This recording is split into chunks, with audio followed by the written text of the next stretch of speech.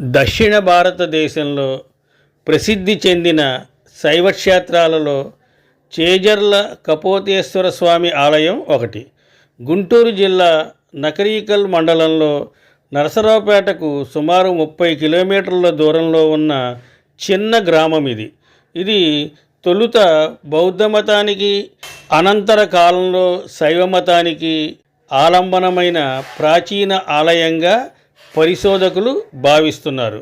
గజపృష్ఠ విమానం ఈ ఆలయ ప్రాచీనతకు తొలి సాక్ష్యం కాగా, ఆలయ ప్రాంగణంలోని 9 శాసనాలు ఆలయ ప్రాచీనతకు, ప్రాశస్త్యానికి ప్రతీకలుగా నిలుస్తున్నాయి. బుద్ధుని జాతక కథలలోని శిబి జాతక కథకు ఈ ఆలయానికి సంబంధం ఉందని చరిత్ర పరిశోధకుల అభిప్రాయం. తనను ఆశ్రయించిన కపోతాన్ని రక్షించడానికి తన శరీరమందలి మాంసాన్ని కోసి ఇచ్చిన శిబి చక్రవర్తి త్యాగగుణాన్ని ప్రస్తావించేదే శిబి జాతక కథ. అట్టి శిబి చక్రవర్తి 100 యజ్ఞాలు చేసి త్రిమూర్తులను మెప్పించి తనతో పాటు తన అనుయాయులకు లింగరూపాన్ని ప్రాప్తింపచేసి కైలాస ప్రాప్తిని పొందిన పుణ్య ప్రదేశంగా ఈ చేరుజర్ల కీర్తించబడుతోంది. ఇక్కడ లింగమూర్తి శిలాలింగం కాదని శల్యలింగమని స్థల పురాణం ద్వారా మనకి తెలుస్తోంది. షోడశ చక్రవర్తులలో పేరెన్నికగన్న యాయాతి మహారాజు కుమారుడు మాంధాత. మాంధాత చక్రవర్తికి 3 కుమారులు. వారిలో శిబి పెద్దవాడు. మేఘదంబరుడు, జీమూత వాహనుడు అతని అనుజులు. వీరి చరిత్రలోనే చేజర్ల కపోతేశ్వర ఆలయ చరిత్ర ముడిపడి ఉండడం, ఆ మహానుభావులను స్మరించుకునే మహద్భాగ్యం మనకి కలిగింది. ఆలయ గజపృష్ఠ విమానం మాంధాత తరువాత జ్యేష్ఠపుత్రుడైన శిబి రాజ్యాధికారానికి వచ్చాడు. ప్రజారంజకుడైన శిబి చక్రవర్తి పాలనలో ప్రజలు సుఖ సంతోషాలతో తొలతూగుతున్నారు. అన్న అడుగుజాడల్లో నడుస్తూ తమ్ముళ్ళిద్దరూ ప్రజల గౌరవాదరాలను పొందుతున్నారు. అటువంటి సమయంలో మేఘదంబరునకు పుణ్యక్షేత్ర సందర్శన చేయాలనే కుతూహలం కలగడంతో తన కోరికను అన్నగారికి విన్నవించుకుని అనుమతినివ్వవలసిందిగా కోరాడు. తమ్ముని కోరిక సముచితమని భావించి దేశాటానికి అవసరమైన ధనాన్ని, 1500 మంది పరివారాన్ని ఇచ్చి వెళ్ళి రమ్మని ఆశీర్వదించాడు శిబి చక్రవర్తి. ఉత్తర దేశ యాత్రలు ముగించుకొని దక్షిణ భారతంలో సంచరిస్తూ శ్రీశైలాది దివ్యక్షేత్రాలను సందర్శించి చేరుంజర్ల ప్రాంతానికి చేరుకున్నాడు. ఈ ప్రాంత ప్రకృతి రమణీయతకు, ప్రశాంతతకు అకృష్ట మానసుడైన మేఘదంబరుడు కొంతకాలం ఈ ప్రాంతంలోనే ఉండాలని నిర్ణయించుకొని తన పరివారాన్ని అందుకు ఏర్పాట్లు చేయమని ఆజ్ఞాపించాడు. కొద్ది రోజులు పరిసరాల్లోని కొండలు, కోనల్లో సంచరిస్తూ అక్కడ దేవరకొండ కోనలోని గుహల్లో తపస్సు చేసుకుంటున్న తాపసులను చూసి సంభాషించి మానసిక ప్రశాంతతను పొందాడు. అనంతరం తన పర్ణశాలకు వచ్చిన మేఘదంబరుడు తాను కూడా తపస్సు చేయాలనే సంకల్పానికి వచ్చాడు. మరుసటి రోజే ఒక ప్రశాంతమైన గుహలోకి ప్రవేశించి తపస్సు ప్రారంభించాడు. కొద్ది కాలంలోనే ఆ ప్రాంతంలోని మునులతో చెలిమి ఏర్పడింది. అనతి కాలంలోనే తపస్సిద్ధి పొందిన మేఘదంబరుడు శివైక్యాన్ని పొందాడు. ఆయన అనుచరులు అక్కడున్న వారి సహాయంతో మరణించిన అతని భౌతిక కాయానికి దహన సంస్కారాలు జరిపించారు. ఆశ్చర్యంగా ఆ చితాగ్ని మధ్య నుండి ఒక అద్భుతమైన శివలింగం ఆవిర్భవించింది. ఆనందాశ్చర్యాలకు లోనైన పరిసర ప్రజలు, మునులు ఆ లింగాన్ని మేఘదంబేశ్వర లింగమని స్తుతించి అతను తపస్సు చేసిన గుహలోనే ప్రతిష్ఠించి పూజలు చేయసాగారు. అదే ఈనాడు మేఘాల మల్లేశునిగా కొలవబడుతున్న లింగం. ఇది కుమారస్వామి అంటే పుష్పగిరి కొండకు పడమరగా 3 కిలోమీటర్ల దూరంలో ఉంది. పరిసర గ్రామస్తులు మేఘాల మల్లేశుని కొండకు వెళ్ళి నవధాన్యాలతో పాయసం, పులగం తయారు చేసి కొండ చుట్టలపై పోసి జుర్రుతారు. వారు ఇంటికి చేరు లోపల భారీ వర్షం కురియడం నేటికి సత్యంగా ఈ ప్రాంతీయులు చెబుతారు. ఇక్కడే జీమూత వాహనుని గుహ కూడా ఉన్నది. జీమూత వాహనుడు శిబి చక్రవర్తి చిన్నతమ్ముడు. మేఘదంబరుడు లింగాకృతిని పొందగానే ఆయన వెంట వచ్చిన వారంతా ఖిన్నులై వేగంగా రాజధానికి చేరుకుని జరిగిన వృత్తాంతాన్ని అంతటినీ మహారాజైన శిబి చక్రవర్తికి విన్నవించారు. తమ్ముని మరణానికి మిక్కిలి శోకించిన శిబి చక్రవర్తి కొంత సమయానికి తేరుకుని సోదరుడు లింగరూపాన్ని పొందడాన్ని విని ఆశ్చర్యపోయాడు.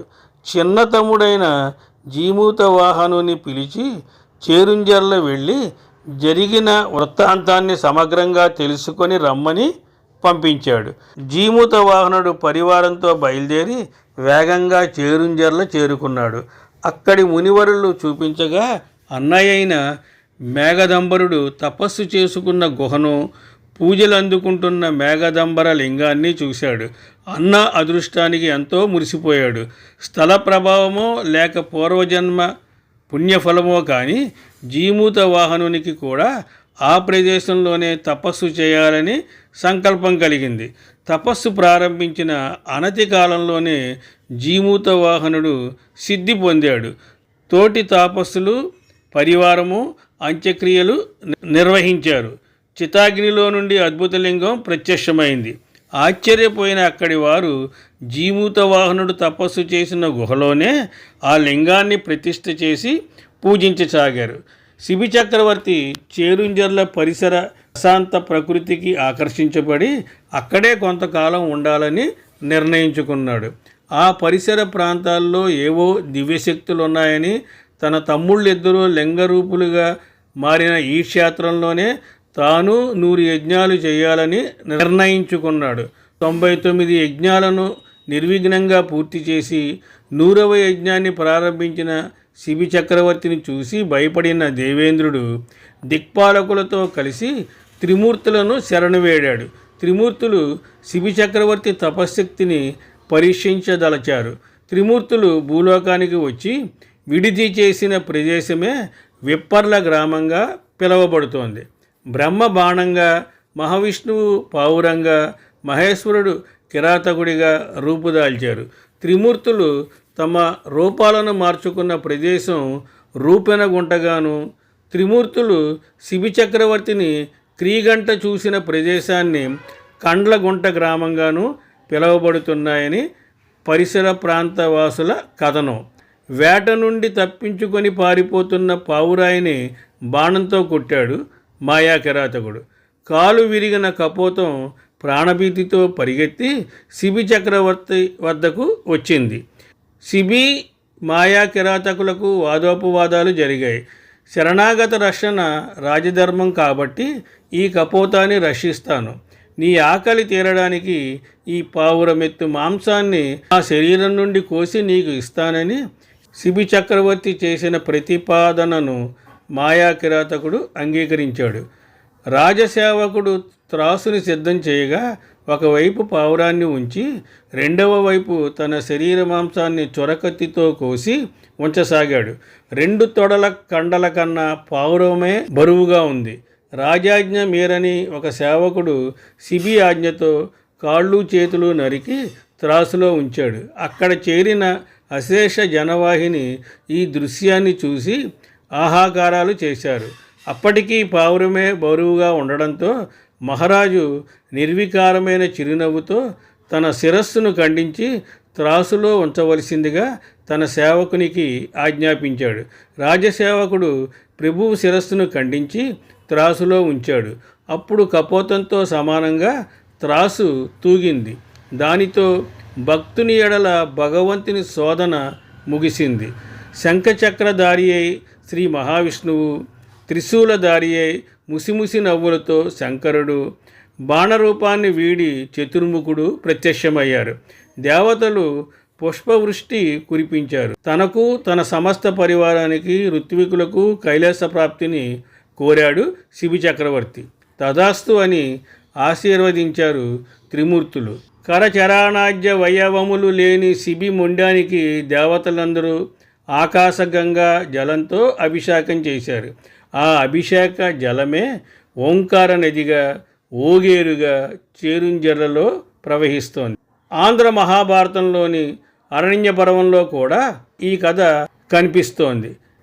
ఇక్కడ పై కథలోని త్రిమూర్తులకు బదులుగా ఇంద్రాగ్నులు సేన అంటే డేగ కపోతాలుగా వచ్చి శిబి చక్రవర్తి త్యాగ గుణాన్ని పరీక్షించాయి.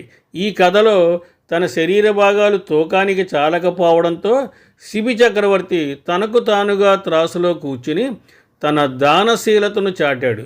శిబి చక్రవర్తి గాథ బుద్ధుని చరిత్రకు సంబంధించిన అవధాన శతకంలో శిబి జాతకం అనే శీర్షికతో కనిపిస్తోంది.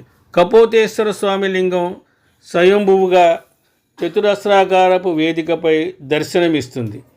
అభిషేక జలం వెలుపలికి వెళ్ళే మార్గం లేదు.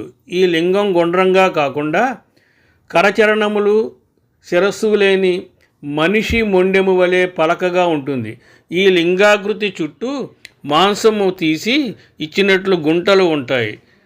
శిబి చక్రవర్తి తన భుజాలను నరికి ఇచ్చినట్లుగా లింగాకృతికి కుడి ఎడమల రెండు వైపులా బిలాలుంటాయి. ఇందులో కుడి బిలములో ఒక బిందె నీరు మాత్రమే పడుతుంది. ఎడమ బిలంలో ఎన్ని నీళ్లు పోసినా నిండదు. ఆ ఎడమ బిలాన్ని నీటితో నింపే ప్రయత్నం ఒకసారి చేస్తే కొంతసేపటికి ఆ బిలం నుండి పొగమంటలు వచ్చాయని, అప్పుడు అపరాధ శాంతి చేశారని చెబుతారు. అంతేకాకుండా కుడి బిలంలో పోసిన నీరు మరుసటి రోజుకు పచ్చి మాంసపు వాసన వస్తుందని చెబుతారు. ఈ నీటిని ప్రతిరోజు కుంచె కోలతో తీస్తారట. అందుకే దీన్ని శల్యలింగంగా చెప్తారు. లింగానికి సహజ యజ్ఞోపవీతం కనిపిస్తుంది. స్వామివారికి ఎడమవైపు మండపంలో శ్రీ పార్వతీదేవి కొలువు తీరి ఉంది. ఇక్కడ మహాశివరాత్రి గొప్ప ఉత్సవంగా చేస్తారు. తొలి ఏకాదశి, దసరా, కార్తీక పూర్ణిమ, ముక్కోటి, సంక్రాంతి, సంవత్సరాదులకు శ్రీ స్వామివారికి ప్రత్యేక ఉత్సవాలు నిర్వహిస్తారు. గుంటూరు జిల్లా నరసరావుపేట నుండి కుంకలగుంట మీదుగా చేజర్లకు ఆర్టీసీ బస్సుల సౌకర్యాలు ఉన్నాయి.